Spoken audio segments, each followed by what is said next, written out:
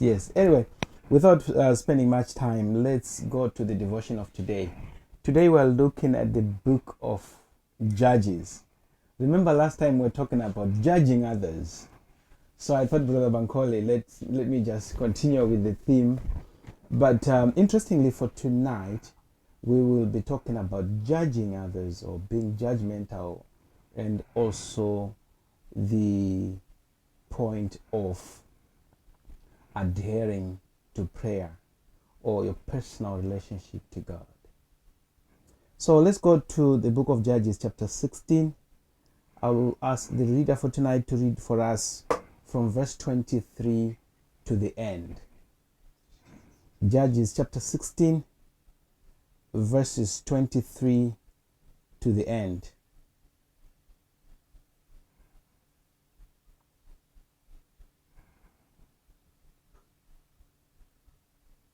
Mama Kanchon, are you there? I thought somebody else is going to read this. I never knew it was me. Sorry, son. No, it's okay. Verse 23? Yeah. Okay. Chapter 16, verse 23. And then the lords of Philistines gathered them together to offer a great sacrifice unto Dagon their God, and to rejoice, for they said, our God had delivered Samson, our enemy, into our hand. And when the people saw him, they praised God. They said, our God had delivered into our hands our enemy, and destroyed them of our country, which slew so many of us. And it came to pass, when their hearts were merry, they said, call for Samson, that he may make us a sword. As they called for Samson out of the prison house, and he made them his swords, and they set him between the two pillars. And Samson said unto the lad that held him by the hand, suffer me, that I may fill the pillars whereupon the house standeth, that I may lean upon them. Now the house was full of men and women, and all the lords of the Philistines were there. And there were upon the roof about 3,000 men and women that beheld while Samson made the sword. And Samson called upon the Lord and said, O Lord God, remember me, I pray thee, and strengthen me, I pray thee, only these ones, O God, that I may be at one avenged of the Philistines for my two eyes. And Samson took hold of the two middle pillars upon which the house stood, and on which it was borne up, one with the right hand, and of the other with his left hand. And Samson said, let me die with the Philistines. And he bowed down himself with all his might, and the house fell upon the lords, and fell upon the people that were therein. So the dead which he slew at his death were more than they slew he slew in his whole life. Then his brethren and all the house of his fathers came down, and took him, and brought him up, and buried him between Zorah and Eshtaol, in the burying place of Manoah his father, and he judged Israel 20 years.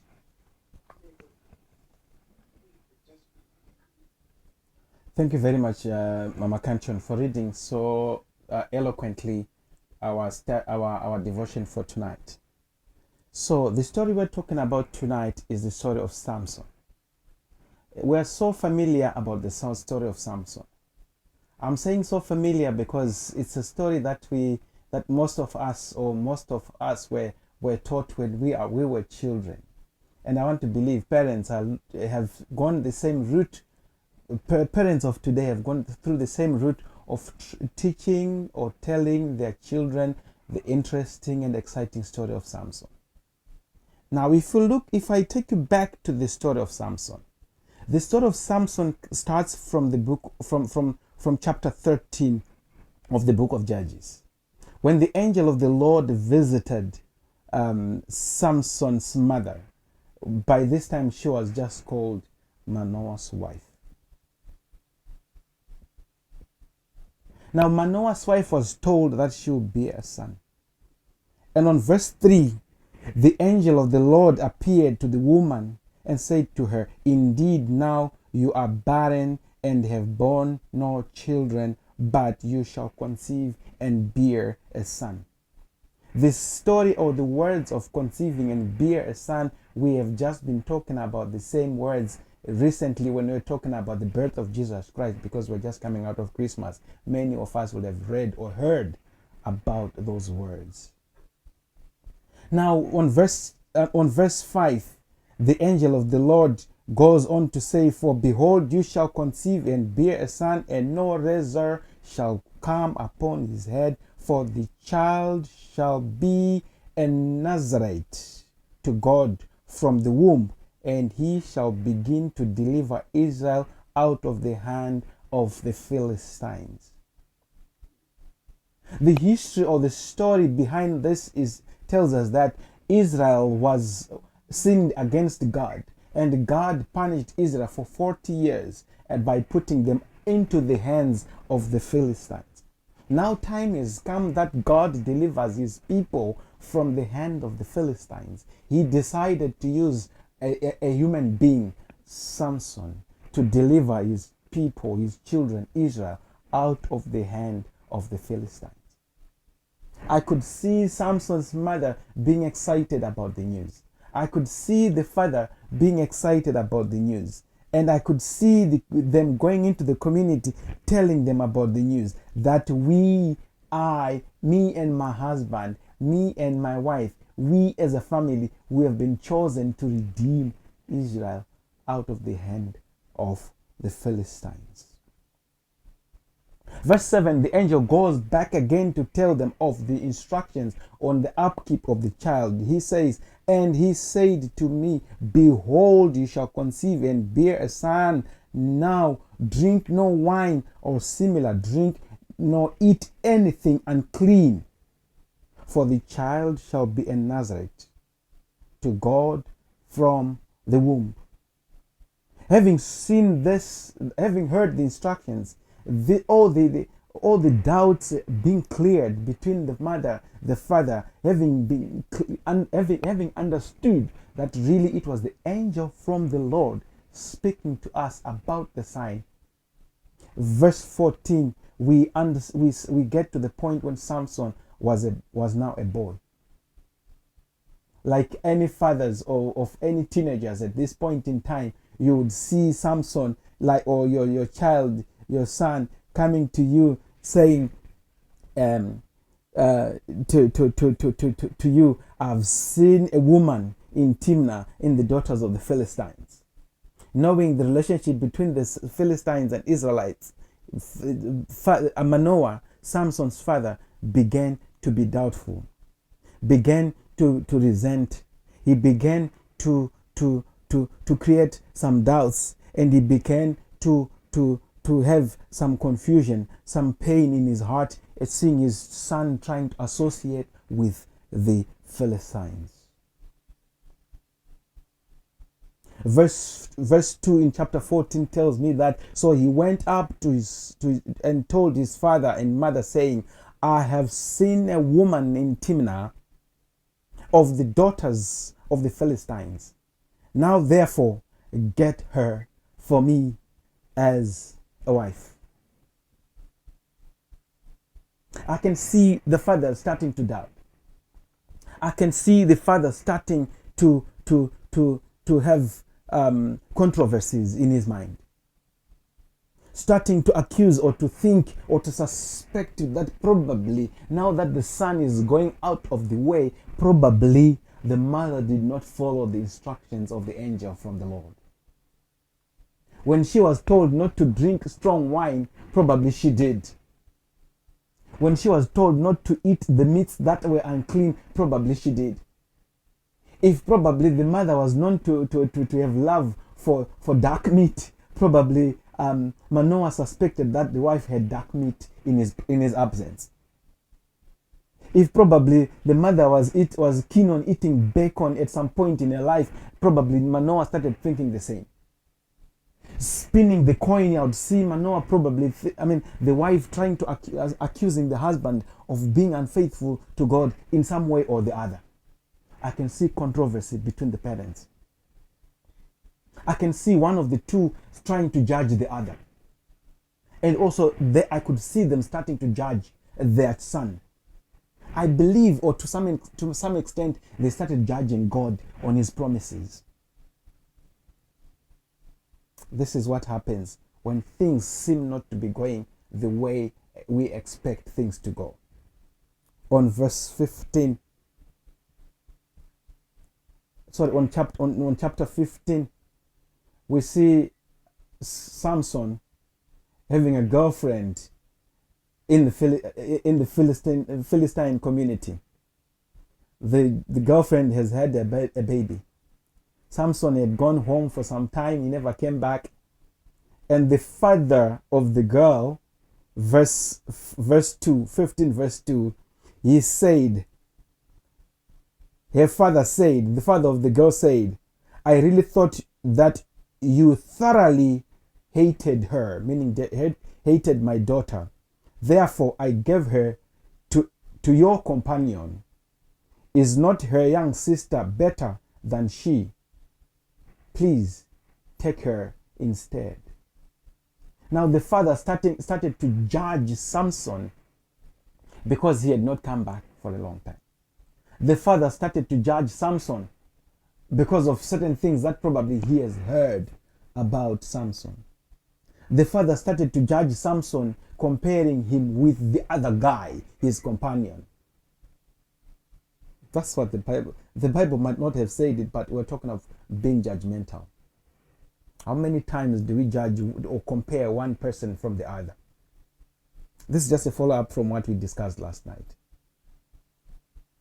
We know what happened soon after that Samson grabbed foxes and put burning torches on the tails of the foxes, and they burnt the fields of the Philistines. Chapter 16, verse 1 says that now Samson went to Gaza and saw a harlot there and went in to her. Now the community is watching. Samson, the deliverer of Israel, is now going into a harlot. What did the community think? What would the community think? How would the community judge when they see a brother, a Christian, going in to a harlot? Verse 16 of the same chapter 16 says, and it came to pass when she pestered him daily with her words and pressed him, so that his soul was vexed to death, that he told her all his heart, and he said to her, no razor has ever come upon my head, so I have been a Nazarite to God from my mother's womb.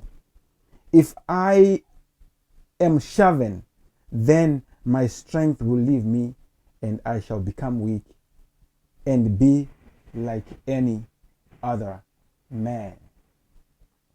Now we understand what's happening here, that Samson is now with Delilah. The last moments of his strength. Now if you look at Samson's strength, was not about muscles. If you look at Samson's strength, was not about knowledge. Sometimes we pride ourselves in muscles.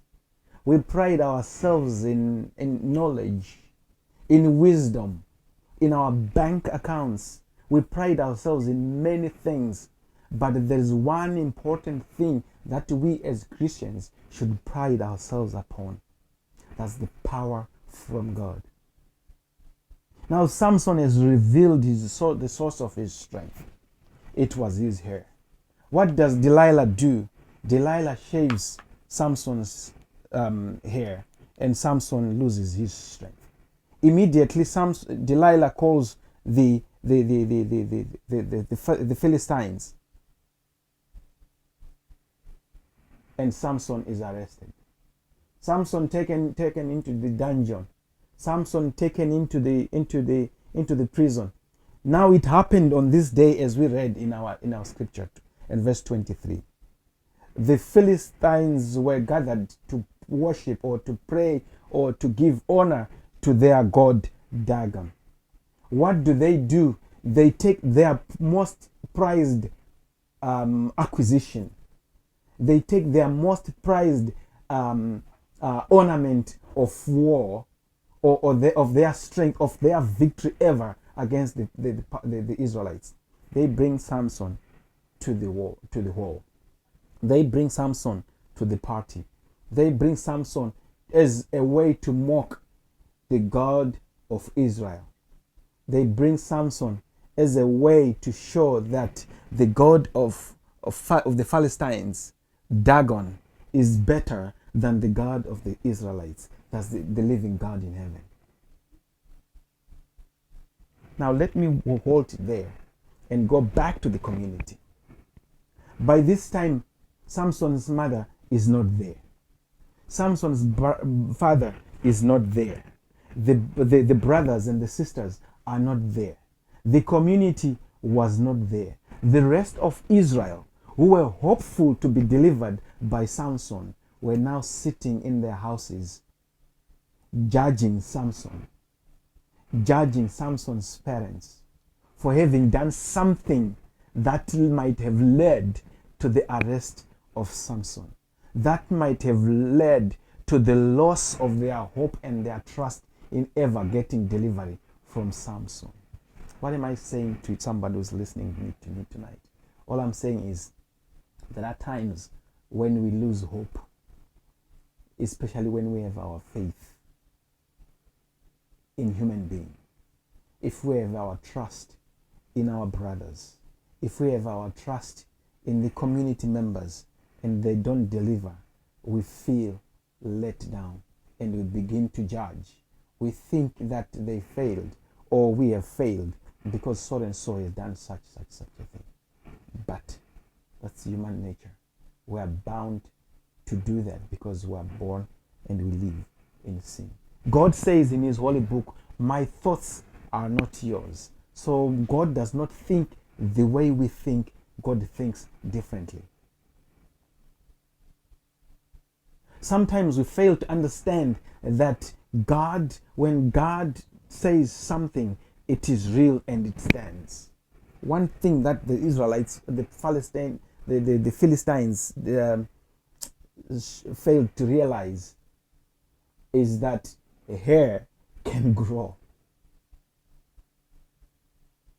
Hair can grow. I want us to grab this point from here. Hair can grow. I'm looking at a brother, I'm looking at a sister, I'm looking at a brethren whose hair has been shaven and it became weak. I'm looking at a brother or a sister who has been put into a dungeon by the Philistines, thinking that we have shaven his or her hair, he has become weak. You put them in a dungeon for years. You put them in a dungeon for weeks. You put them in a dungeon for months. You put them in a dungeon for days or for hours. Hair will grow. Now I'm looking at Samson. Bible scholars say they put an iron bar into the fire and it was red hot and they pierced through Samson's eyes from one side to the other. Samson had no eyes at this time. They took off his eyes, but they didn't realize, they didn't know that there's a seedbed that God has where hair grows. Now I'm looking at a community which looks at somebody and put them in a dungeon and say their hair we have shaved. That's the end of them. But let me tell you this, church. Let me tell you this, brethren. Hair according to Christ, hair according to faith, hair according to the relationship between somebody and God, hair will always grow. And that hair is grown only by Christ. We, like the Philistines, may take off somebody's eyes. We, like the Philistines, may take off somebody's ears. But somebody's hair will always grow because it is God who has it. Remember, Jesus in the Bible said, God knows the hair in your head. So there is a special significance of the hair in your head, if you look at it this way. Samson's hair grew. Nobody took notice of that. Which means his muscle, his strength was coming back. Now on verse 25. So it happened when their hearts were merry, that they said, call for Samson, that he may perform for us. So they called Samson from the prison, and he performed for them as they stationed him between the pillars. So Samson asked for one of the laddie boys, as Mama Kanchon puts it sometimes, the laddie boys, please put me right between the pillars. And the laddie boy complied and did exactly that. And the temple was full of people partying.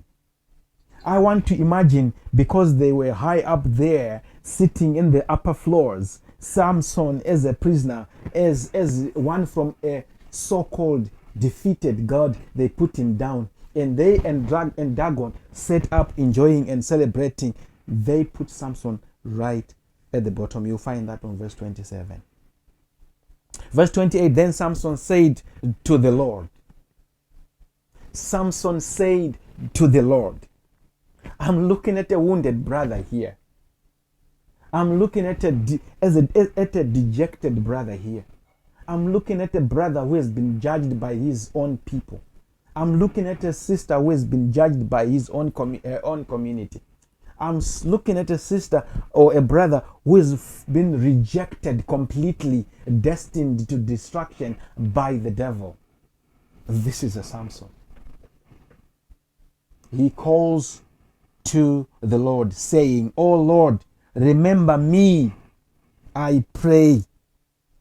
Strengthen me, I pray." And I like this phrase, just this once, oh God, that I may with one blow take vengeance on the Philistines for my 2 eyes. And Samson took hold of the 2 middle pillars with the support of which supported the temple, and he braced himself against them, one on his right and one on his left. Then Samson said, "Let me die with the Philistines." And he pushed all the pillars. And he pushed with all his might, and the temple fell on the lords, and all the people who were in it. So the dead that he killed at his death were more than he had killed in his life. Verse 31, family gets involved, and his brothers and his sisters, and his brothers and all his household came down and took him and brought him up and buried him between Zorah and Eshtaol in the tomb of his father Manoah. He had judged Israel 20 years. The point I'm making, brothers and sisters, tonight is that we may judge other people as people may have had on Samson, as we judge Samson. Samson might have been regarded as a waste of resources. Samson might have been regarded as a naughty boy. Samson might have been regarded as a failure by his own people. But to God, he wasn't regarded as a failure. Imagining that those who might have judged Samson as a failure or as a waste of resources They will never understand what plans God had for Samson. They will have never understood the job description that God has had for Samson. What is it about the brother and sister that we talk about, that we judge every day? But let me say to a Samson of today, you are not a failure in God's eyes. No matter what circumstances you are, without your hair, without your eyes, speak to God just this once. He will hear you and answer your prayer. To those of the community who may see Samson as a failure, who may see Samson as a misused resource, let's learn that it is only God who can judge and see the uselessness or the usefulness of his resource. Because it is God who knows the job description that he has had for each and every Samson in this world, or for each and every Samson on this platform who's listening to me right now. May God bless us as we understand our roles as Samsons, that we may be failures before men, but before God, we will kill many devils. We will accomplish his task at one point when God gives us the power more than we have ever done in our lives. May God bless us. Thank you.